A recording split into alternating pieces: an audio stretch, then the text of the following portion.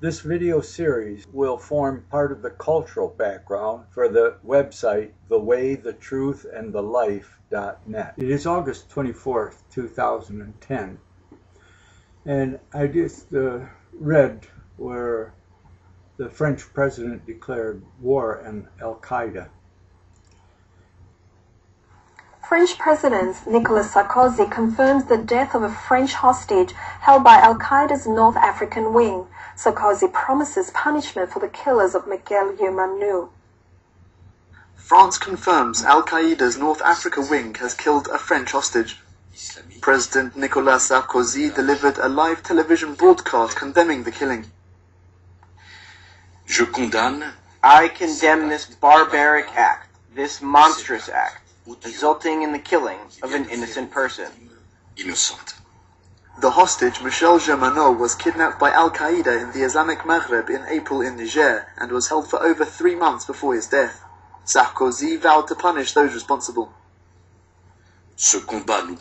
We are all concerned about it. Our security is at stake. Dear fellow citizens, the crime committed against Michel Germano will not go unpunished. Germano was killed following a rescue attempt by French commandos and Mauritanian troops. A leader of the Al-Qaeda group who had been holding him said Germano was killed in revenge for the killing of 6 of their group members in the raid. The 78-year-old retired engineer was working as a volunteer building a school for nomads when he was captured. In his hometown 30 kilometers south of Paris, locals were shocked by the news. It touched us a lot. It really upset us because we said people who are trying to do good things to help humanity are not recompensed. It's disgusting. The same Al-Qaeda wing killed British captive Edwin Dyer last year after Britain refused to give in to its demands. We need to help Muslims. As children, they memorize the Quran, that Jews and Christians are apes and pigs. The Quran conditions young minds, teaching to torture, cut off fingers, and behead unbelievers. And my thoughts were, we need to understand and have pity on the Muslims. They are victims. They have to memorize the Quran.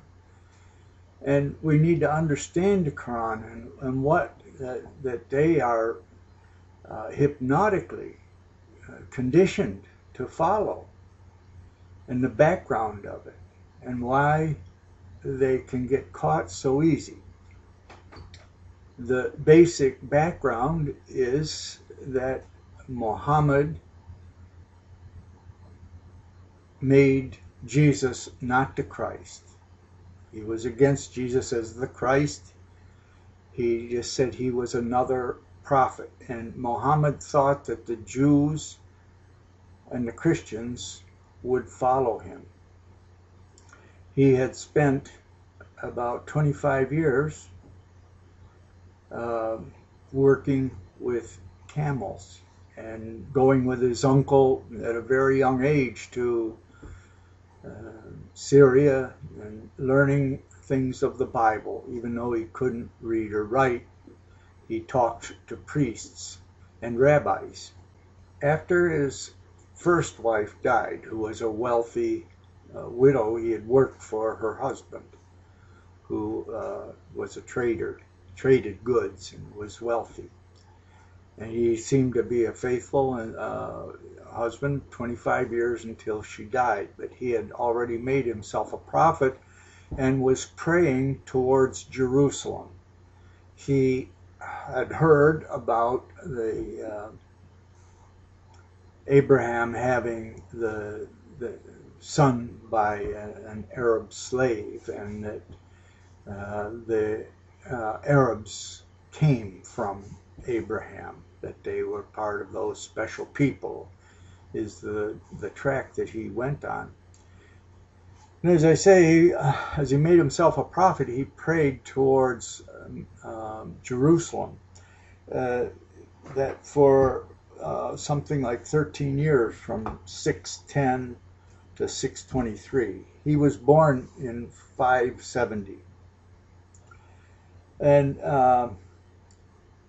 he had trouble because his own tribe was polytheistic, and he was making himself a prophet of one God, and he was against polytheism. He was protected by his tribe, but his followers were not, and some left and went to Christian protection under the Ethiopian Christian emperor. And this is probably where he came in contact with the apocryphal text, the infancy gospel of Thomas, in which Jesus made mud birds. It's quoted twice in the Quran. In that same book, Jesus killed two of his playmates for offending him one way or the other. At any rate, Mohammad finally was forced out of Mecca 622, and he went to Medina. I wanted to add that Mohammed built an army by rape, pillage, and plunder in sharing the booty. And all these things were justified as the people that would not submit to the Prophet of Allah. One of the villages that he plundered was Jewish, and he tortured the head of the village with fire on his chest to tell him where the treasure was hid, and then he took that man's young wife as his own.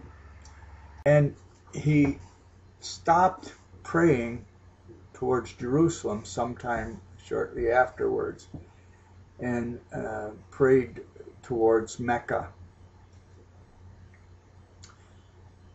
And then he went back to Mecca some years later with an army to attack his own people and make it safe for Muslims to live there. And there was a Jewish tribe that didn't help him. He had a lot of surahs that were very peaceful and thoughtful towards the people of the book. That's Jews and Christians. But the Jewish tribe did not help him in his battle with his own tribe. And he felt they had betrayed him.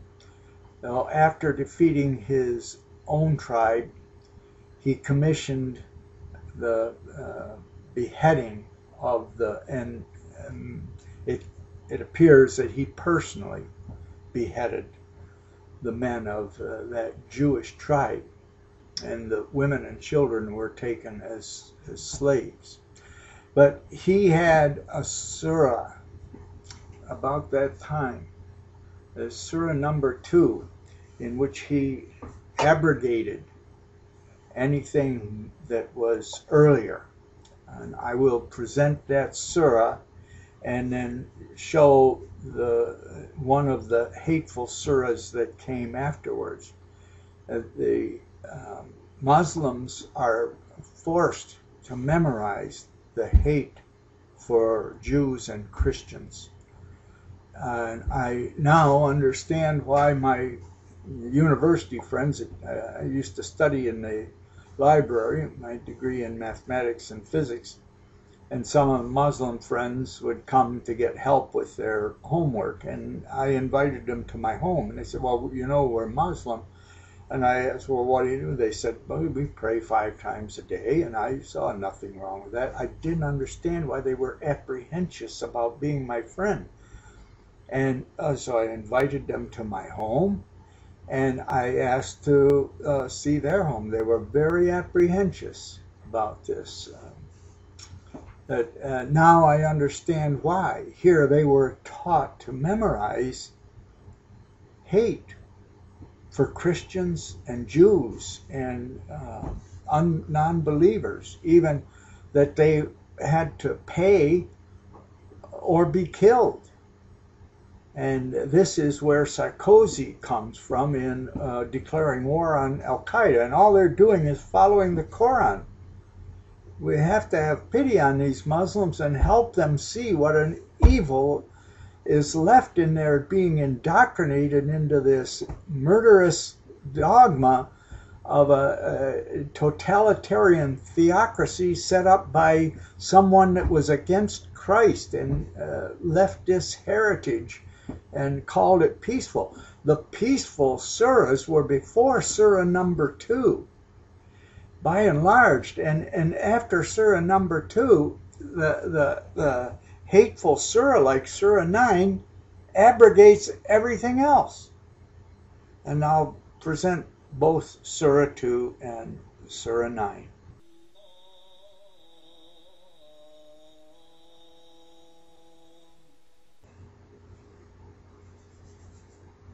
أعوذ بالله من الشيطان الرجيم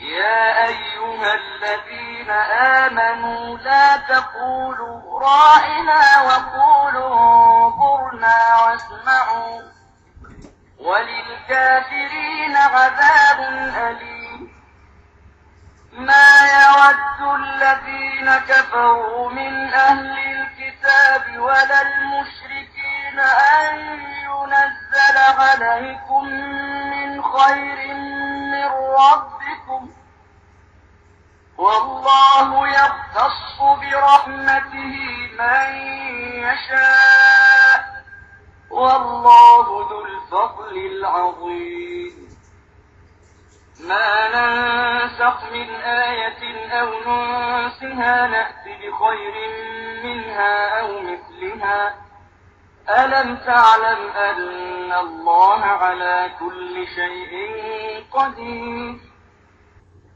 That was part of Surah 2. Verse 106 of Surah 2 says, whatsoever communications we abrogate or cause to be forgotten, we bring a better one than it, or like it. Do you not know that Allah has power over all things? Well, the order of the surahs are mixed up, so you don't know that the nice things that were said before Surah 2 are abrogated. Surah 2, verse 106 is the abrogation, where Mohammad can change whatever he said, and what is said last is what counts.